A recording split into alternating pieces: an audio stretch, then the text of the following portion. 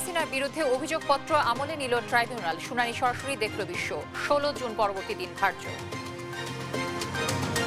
এই বিচার কোনো প্রতিশোধের জন্য নয়, এটা হচ্ছে ভবিষ্যতের জন্য একটা প্রতিজ্ঞা এবং আগামী প্রজন্মকে নিরাপদ একটি বাংলাদেশ উপহার দেয়া। ডিসেম্বরে নির্বাচন চায় দেশের বেশিরভাগ রাজনৈতিক দল। গণতন্ত্রকে হুমকিতে ফেলতে চলছে ভোট বিলম্বিত করার ষড়যন্ত্র।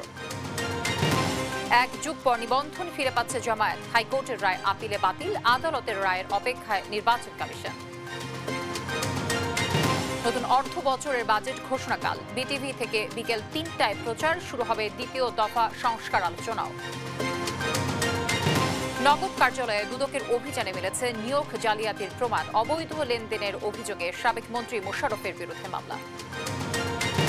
টানা বৃষ্টিতে বাড়ছে নদ নদীর পানি। বিভিন্ন এলাকায় জলাবদ্ধতা। টিলা ধসে সিলেটে একই পরিবারের 4 জনের প্রাণহানি।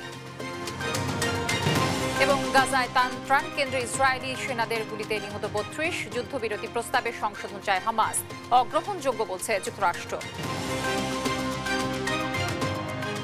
দর্শক, আমন্ত্রণ সংবাদ সন্ধ্যায়। শুনছিলেন শিরোনামগুলো, সঙ্গে থাকছি আমি তানসিয়া জুথি।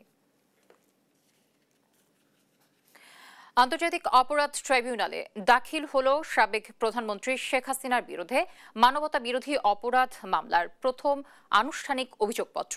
আর এর শুনানি দেখল পুরো বিশ্ব। শুনানিতে চিফ প্রসিকিউটর বলেন, এই আদালত এমন একটি সময়ের সাক্ষ্য বহন করছে যা ইতিহাসে দলিল হয়ে থাকবে।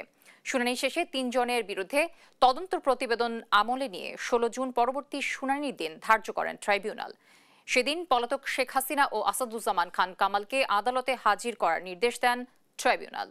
বাকিটা দেখব সাবিনা মজুমদারের রিপোর্ট থেকে। এখন লেখা লিখবেন, ব্যবহার করবে, যেখানে পারে সেটা গুলি করবে। আন্দোলনকারীদের নিশ্চিহ্ন করে দাও, এদের মেরে ফেলতে হবে। জুলাই গণ আন্দোলন যখন তুঙ্গে, তখন ফোনালাপে আইন শৃঙ্খলা বাহিনীকে কঠোর হওয়ার এমন নির্দেশ দেন সাবেক প্রধানমন্ত্রী শেখ হাসিনা। দেয়া হয় হেলিকপ্টার থেকে গুলি করার নির্দেশনাও। রোববার আন্তর্জাতিক অপরাধ ট্রাইব্যুনালে ফরমাল চার্জ দাখিলের শুনানিতে শেখ হাসিনার এমন ফোন রেকর্ডের কথা ট্রাইব্যুনালকে জানায় প্রসিকিউশন। 2024 সালের জুলাই আগস্টের নারকীয় বিভৎসতার কথা তুলে ধরে প্রসিকিউশন। উঠে আসে শেখ হাসিনার গ্যাং অফ 4-এর ভূমিকাও। প্রসিকিউশন জানাল, ওবায়দুল কাদের, আনিসুল হক, সালমান এফ রহমান এবং আসাদুজ্জামান খান কামাল শেখ হাসিনাকে ক্ষমতা ছাড়তে নিরুৎসাহিত করেন এবং সেনা পুলিশ সমন্বয়ে আন্দোলন দমনের পরিকল্পনা দেন। শেখ হাসিনা ক্ষমতায় টিকে থাকলে তারাও টিকে থাকবে এবং সকল অপরাধ করা সত্ত্বেও তারা নিরাপদে থাকবে, আনুগত্যের জন্য পুরস্কৃত হবে। অভিযোগপত্র নিয়ে পুরো শুনানির সরাসরি সম্প্রচার হয় টেলিভিশন, ইউটিউব, ফেসবুকে, যা ছিল দেশের বিচার বিভাগের ইতিহাসে প্রথম। ফলে ট্রাইব্যুনালের বিচার প্রক্রিয়া দেখার সুযোগ পায় পুরো বিশ্ব। তাজুল ইসলাম বলেন, রাষ্ট্রযন্ত্রকে ব্যবহার করে গণহত্যা ও মানবতা বিরোধী অপরাধে সাবেক প্রধানমন্ত্রী শেখ হাসিনা সহ অন্যদের বিচার অতীতের কোনো প্রতিশোধ নয়। এই মামলা ভবিষ্যতের জন্য দৃষ্টান্ত মাত্র। এই বিচার কোনো প্রতিশোধের জন্য নয়, এটা হচ্ছে ভবিষ্যতের জন্য একটা প্রতিজ্ঞা এবং আগামী প্রজন্মকে নিরাপদ একটি বাংলাদেশ উপহার দেয়া। এই বিচার হবে আবেগ শূন্য, প্রমাণ নির্ভর, তথ্য নির্ভর, নিরপেক্ষ এবং ন্যায় বিচার। শুনানি শেষে আনুষ্ঠানিকভাবে তদন্ত প্রতিবেদন আমলে নিয়ে আগামী 16 জুন আসামিদের গ্রেফতার করে আদালতে হাজিরের নির্দেশ দিয়েছেন ট্রাইব্যুনাল। তা না হলে আসামিরা অনুপস্থিত বিবেচনা করে বিচার শুরু হতে পারে বলে জানায় প্রসিকিউশন। ট্রাইব্যুনালের বিচার কাজ সরাসরি সম্প্রচারের মাধ্যমে দেশের ইতিহাসে এক বিরল ঘটনার সাক্ষী হলো বাংলাদেশ। এর মাধ্যমে জুলাই আগস্ট হত্যাকাণ্ডের নির্দেশদাতা অর্থাৎ সাবেক প্রধানমন্ত্রী শেখ হাসিনার বিরুদ্ধে আনুষ্ঠানিক বিচার কাজ শুরু হয়ে গেল। প্রসিকিউশনের প্রত্যাশা, এর মাধ্যমে যেমন বিচার কাজে স্বচ্ছতা বাড়বে, তেমনি বাড়বে জবাবদিহিতাও। আন্তর্জাতিক অপরাধ ট্রাইব্যুনাল থেকে সাবিনা মজুমদার, দেশ টিভি। ডিসেম্বরে নির্বাচন চায় দেশের নিবন্ধিত অনিবন্ধিত প্রায় সব রাজনৈতিক দল। নেতারা বলছেন যে গণতন্ত্রকে হুমকিতে ফেলতে নির্বাচন বিলম্বিত করার গভীর ষড়যন্ত্র চলছে। দেশ ও জনগণের স্বার্থে দ্রুত অন্তর্বর্তী সরকারকে নির্বাচনমুখী হওয়ার আহ্বান জানান তারা। তাইফুর রহমান তুহিনকে সঙ্গে নিয়ে সাইফুল রিপনের প্রতিবেদন।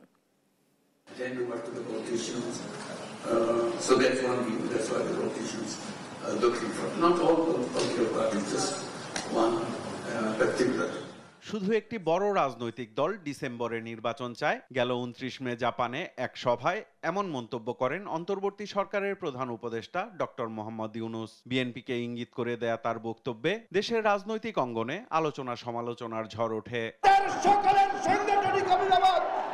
ডিসেম্বরে নির্বাচনের দাবিতে আবারও সরব হতে থাকে নিবন্ধিত অনিবন্ধিত প্রায় সব রাজনৈতিক দল। বিএনপির ভারপ্রাপ্ত চেয়ারম্যান তারেক রহমান স্পষ্ট দাবি তোলেন, ডিসেম্বরে দিতে হবে নির্বাচন। আগামী ডিসেম্বরের মধ্যেই জাতীয় নির্বাচন অনুষ্ঠিত হতে হবে।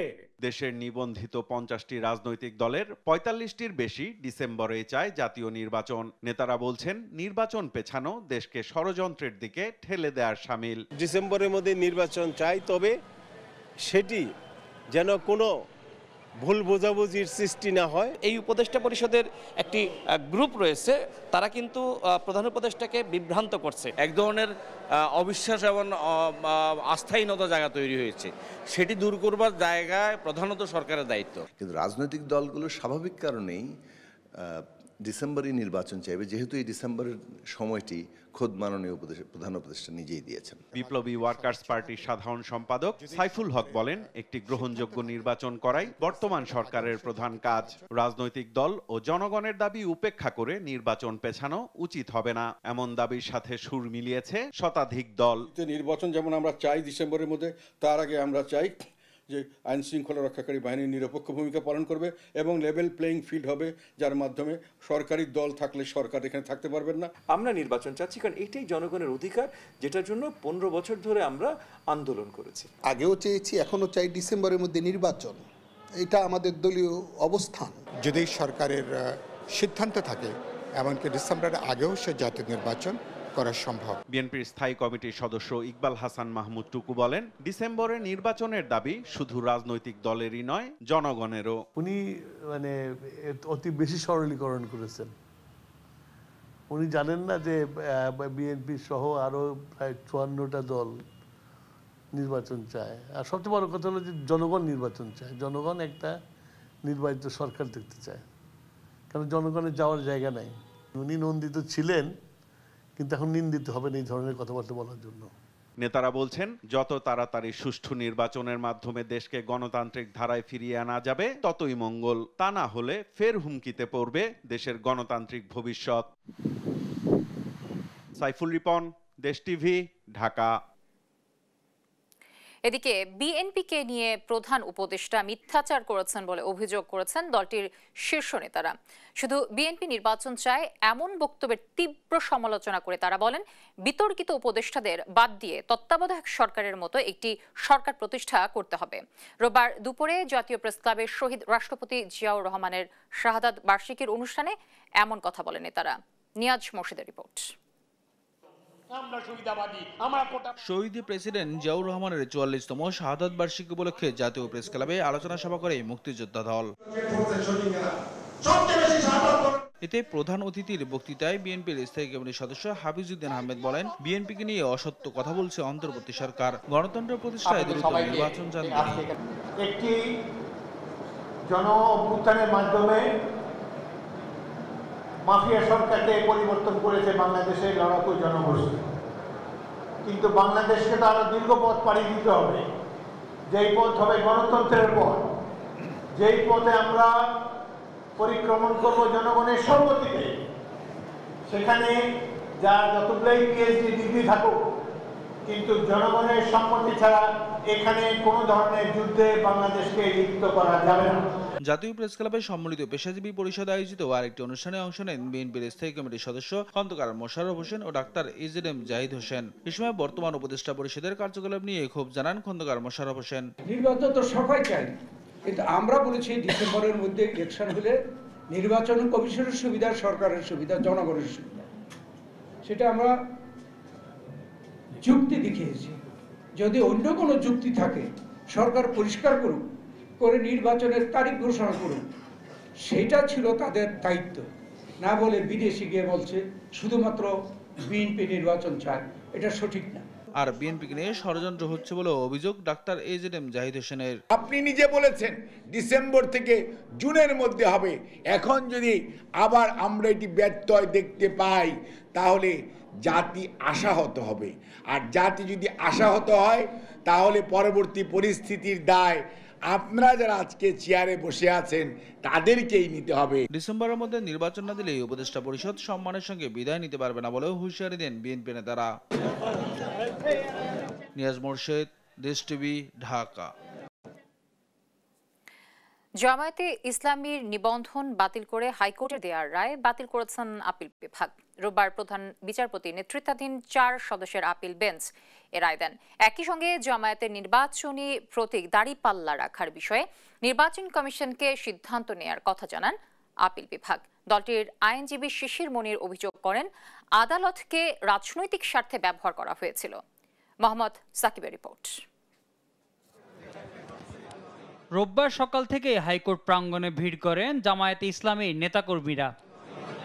দীর্ঘ এক যুগের আইনি লড়াই শেষে নিবন্ধন ও প্রতীক ফিরে পাবে এমনটাই প্রত্যাশা ছিল নেতাকর্মীদের। সকাল 10:30টায় রায় পড়া শুরু করেন প্রধান বিচারপতি নেতৃত্বাধীন 4 সদস্যের আপিল বিভাগ। জামায়াতের নিবন্ধন বাতিল করে হাইকোর্টের দেয়া রায় বাতিল করে নির্বাচন কমিশনকে সিদ্ধান্ত নেয়ার নির্দেশ দেয় আপিল বিভাগ। পরে কথা বলেন জামায়াতের আইনজীবী শিশির মনির, জানান বিচার বিভাগে রাজনৈতিক ব্যবহারের শিকার হয়েছিল জামায়াত। আপিল বিভাগের রায়ে ন্যায় বিচার প্রতিষ্ঠিত হয়েছে বলেও জানান তিনি। বাংলাদেশ জামায়াতে ইসলামী বাংলাদেশের সর্বোচ্চ আদালতের রায়ের মাধ্যমে নিবন্ধন ফিরে পেল।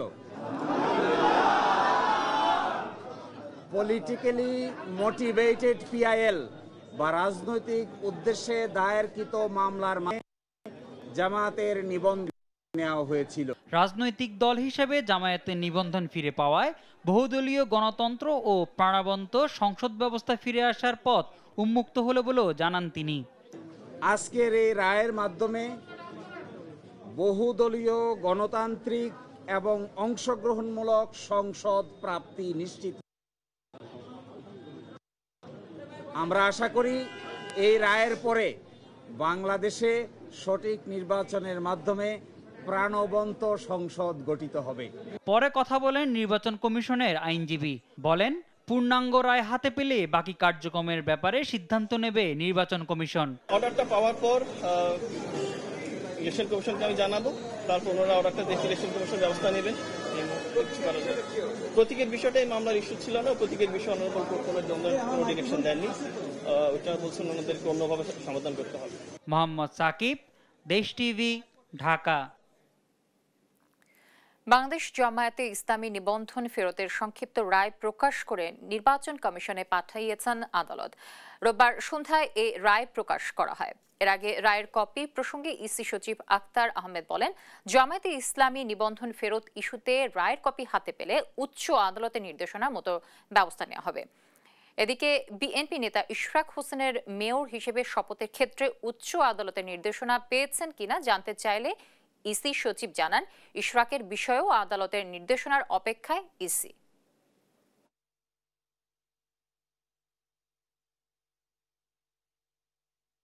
আদালতের কোনো নির্দেশনা এখনো পাইনি। কিছু অবজারভেশন এবং নির্দেশনা যেটা আসবে আমরা সেই অনুযায়ী আমাদের এখান থেকে ব্যবস্থা নেওয়া হবে। আইনগতভাবে যেটা প্রাপ্য সেটাই তারা পাবেন। এখন প্রতীকের ব্যাপারে কি অবজারভেশন আছে বা তাদের নিবন্ধনের ব্যাপারে কি অবজারভেশন আছে সেগুলো আমি কোনো ডকুমেন্ট না থাকলে প্রাতিষ্ঠানিকভাবে আমার কোনো কিছু বলার সুযোগ থাকে না। বাংলাদেশকে শিল্পের হাব হিসেবে গড়ে তুলতে চীনা উদ্যোক্তাদের প্রতি আহ্বান জানিয়েছেন প্রধান উপদেষ্টা অধ্যাপক মোহাম্মদ ইউনুস। রোববার দিনব্যাপী চীন বাংলাদেশ ব্যবসা ও বিনিয়োগ সম্মেলনে উদ্বোধন অনুষ্ঠানে এই আহ্বান জানান তিনি। এ সময় বাংলাদেশের তরুণ জনশক্তিকে কাজে লাগানোর আহ্বানও জানান ডক্টর ইউনুস। মোহাম্মদ সাকিবের রিপোর্ট। বাংলাদেশ ও চীন সরকার যৌথভাবে চীন বাংলাদেশ ব্যবসা ও বিনিয়োগ সম্মেলনের আয়োজন করে, যেখানে চীনের 100 কোম্পানির প্রায় 250 জন বিনিয়োগকারী ও ব্যবসায়ী অংশগ্রহণ করেন। সম্মেলনে চীনের বাণিজ্য মন্ত্রী ওয়াং ওয়েন তাও এবং বাংলাদেশে নিযুক্ত চীনের রাষ্ট্রদূত ইয়াও ওয়েন বক্তব্য রাখেন। বাংলাদেশের অন্তর্বর্তী সরকারের প্রধান উপদেষ্টা চীনা বিনিয়োগকারীদের বাংলাদেশকে ম্যানুফ্যাকচারিং হাব হিসেবে গড়ে তুলতে বিনিয়োগের আহ্বান জানান। A couple of months ago, during my visit to Beijing, I requested President Xi Jinping to encourage Chinese companies to invest in Bangladesh as we envision turning our country into a manufacturing and economic hub of the region. I'm honored that President Xi has followed up on his word. I didn't expect that it will happen so soon, so quickly, at such a high-power delegation. Thank you very much again. বাংলাদেশের মোট জনশক্তির অর্ধেকের বয়স 30 বছরের নিচে উল্লেখ করে দেশের তরুণ জনশক্তিকে কাজে লাগাবার আহ্বানও জানান doctor Yunus. Half the population of Bangladesh, as you mentioned, is under the age of 26. That's amazing power for Bangladesh. And very, very creative, very dedicated young people. Young people who can be trusted with all the challenges of business, all the challenges of the world. বাংলাদেশে চীনের বিনিয়োগ সম্ভাবনা ও বাজার বিষয়ে বিস্তারিত তথ্য এই সম্মেলনে তুলে ধরা হয়। মোহাম্মদ সাকিব, দেশ টিভি, ঢাকা। আগামীকাল সোমবার ঘোষণা হবে 2025-26 অর্থ বছরের বাজেট। বিকেল 3টায় অর্থ উপদেষ্টার বাজেট ঘোষণা সরাসরি সম্প্রচার করবে বিটিভি। রোববার বিকেলে ফরেন সার্ভিস একাডেমিতে সমসাময়িক বিষয়ে সংবাদ সম্মেলনে এসব তথ্য জানায় প্রধান উপদেষ্টার প্রেস উইং।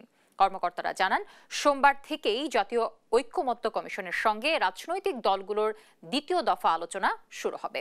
এ সময় প্রধান উপদেষ্টার জাপান সফর নিয়েও কথা বলেন প্রেস সচিব মোহাম্মদ আলাউদ্দিন। জানাচ্ছেন বিস্তারিত। জাপানে 4 দিনের সরকারি সফর শেষে শনিবার মধ্যরাতে দেশে ফিরেন প্রধান উপদেষ্টা ডক্টর মোহাম্মদ ইউনূস। সফর সহ সমসাময়িক বিষয় নিয়ে রোববার বাংলাদেশ ফরেন সার্ভিস একাডেমিতে সংবাদ সম্মেলন করেন প্রধান উপদেষ্টার প্রেস উইং। এ সময় প্রেস সচিব শফিকুল আলম জানান, জাপানিজ ইনভেস্টমেন্টকে আকৃষ্ট করাই ছিল এই সফরের মূল উদ্দেশ্য। আগামী 5 বছরে বাংলাদেশ থেকে 1 লাখ জনবল নিতে চায় জাপান। এই ট্যুরের মেজর দিক ছিল হলো একটা হচ্ছে ইনভেস্টমেন্ট, জাপানিজ ইনভেস্টমেন্টকে অ্যাট্রাক্ট করা। আমাদের সাথে সেই একটা এই সংক্রান্ত একটা সেমিনার হয়েছে, সেখানে জাপানিজ কোম্পানিগুলো জানিয়েছে যে তারা আগামী 5 বছরে বাংলাদেশ থেকে 1 লক্ষ লোক নিতে চায়। মাতারবাড়ি নিয়ে মাস্টার প্ল্যানে জাপান সহযোগিতা করবে জানিয়ে তিনি বলেন, $29 বিলিয়ন মধ্যে বড় অংশ দেবেন তারা। ইন্টারিম গভর্নমেন্ট যে এই মিডি নিয়ে মানে Maheshkhali Matarbari integrated development initiative, এটা নিয়ে যে একটা মাস্টার প্ল্যান করতে যাচ্ছেন, সেখানে তারা সর্বাত্মক সহযোগিতার আশ্বাস দিয়েছেন। মিডি প্রজেক্টে আনুমানিক এখন পর্যন্ত প্রাক্কলন করা হয়েছে যে $29 বিলিয়ন লাগবে। তো $29 বিলিয়ন আমরা মনে করছি যে একটা বড় অংশ মানে বড় সাপোর্ট আমরা জাপান থেকে পাবো। এদিকে উপপ্রেস সচিব আজাদ মজুমদার জানান, আগামীকাল সোমবার বিকাল 3টায় ঘোষিত হবে নতুন অর্থ বছরের বাজেট, যা বিটিভিতে সরাসরি সম্প্রচার হবে। বাজেট ডকুমেন্টটা সচিবালয়ে থেকে আপনাদের সাংবাদিকদেরকে সবাইকে আগামীকাল থেকে জাতীয় ঐকমত্য কমিশনের সঙ্গে দ্বিতীয় দফায় রাজনৈতিক দলগুলোর আলোচনা শুরু হবে বলেও জানান তিনি। মোহাম্মদ আলাউদ্দিন, দেশ টিভি, ঢাকা। দর্শক, রাজধানীর গাবতলী হাটে কোরবানির পশু বেচাকেনা এরই মধ্যে শুরু হয়ে গেছে। সেখানকার পরিস্থিতি জানাতে সরাসরি যুক্ত হচ্ছেন সহকর্মী সাদ আহমেদ। সাদ, হাটে কোরবানির পশুর সরবরাহ কেমন দেখছেন, যেহেতু আসলে বেশ কয়েকদিন ধরেই বৃষ্টিপাত হচ্ছে, এবং বেচাকেনা নিয়ে কি বলছেন ক্রেতা বিক্রেতারা? আমি এখন দাঁড়িয়ে আছি রাজধানীর সবচেয়ে যে বড় পশুর হাট, গাবতলী পশুর হাটে। ঈদের আরও বেশ কিছুদিন বাকি থাকলেও কিন্তু জমে উঠতে শুরু করেছে গাবতলীর পশুর হাট। এখানে কিন্তু বেশ বড় গরুর সরবরাহ আমরা দেখতে পাচ্ছি, এবং এখনও কিন্তু বিভিন্ন জেলা থেকে কিন্তু বড় গরু আসছে এবং ট্রাকে করে সেগুলো কিন্তু নামানো হচ্ছে। আমরা পুরো হাট ঘুরে দেখেছি, পর্যাপ্ত পরিমাণ বড় গরুর সংখ্যা কিন্তু রয়েছে। তবে ক্রেতা সাধারণ যারা রয়েছে, ক্রেতারা যারা রয়েছেন, তারা যেটি বলছেন তাদের আগ্রহ কিন্তু মাঝারি এবং ছোট গরুর প্রতি। তারা কিন্তু মাঝারি এবং ছোট গরুর প্রতি আগ্রহ দেখাচ্ছেন। সেই সঙ্গে গরুর দাম নিয়ে কিন্তু এখনও মিশ্র প্রতিক্রিয়া রয়েছে, এবং সাধারণ ক্রেতারা বলছেন যে এখনো পুরোপুরি বেচাকেনা শুরু না হয় কিন্তু পুরোপুরি দামটা তারা হাতে, যারা বিক্রেতা তারা হাতে রেখে দিয়েছেন, এবং এখনো পর্যন্ত কিন্তু দাম কিছুটা বেশি তাদের কাছে মনে হচ্ছে। আমি যদি একজন বিক্রেতার সঙ্গে একটু কথা বলতে চাই, আচ্ছা, আপনারা মোট কতটি গরু নিয়ে এসেছেন এই হাটে এবং গরুর বেচাকেনা এখনো জমে উঠেছে কিনা? জি, আমরা 50টার মতো গরু আনছি, এখনো বেচাকেনা একদম জমে ওঠে নাই, তবে ইনশাল্লাহ জমে উঠবে সামনে। কয়টি গরু নিয়েছেন? আজকে আনছি 9টি, আরো আসবে সামনে। এটা 1200 কেজির মতো আছে ওয়েট, 1200 কেজি ওয়েট। এটার আস্কিং প্রাইস 11 লাখ টাকা। হ্যাঁ, পর্যন্ত দাম উঠেছে কত? দাম 6 লাখ টাকা উঠেছে। সব মিলিয়ে এবার গরুর বাজারের দাম কেমন মনে হচ্ছে, বা দামটা কি বেশি বা কম কেমন মনে হচ্ছে? ক্রেতাদের সারা কেমন পাচ্ছেন? তো ক্রেতাদের সারা বেশি একটা পাওয়া যাচ্ছে না, কমই মনে হচ্ছে। তো দাম তো আগের গত বছর থেকে একটু কম মনে হচ্ছে। আপনাদের কি মনে হচ্ছে কবে থেকে বেচাকেনাটা জমজমাট হবে বলে আপনারা মনে করছেন? 4 তারিখ থেকে মোটামুটি বেচাকেনা পুরো দমে শুরু হবে।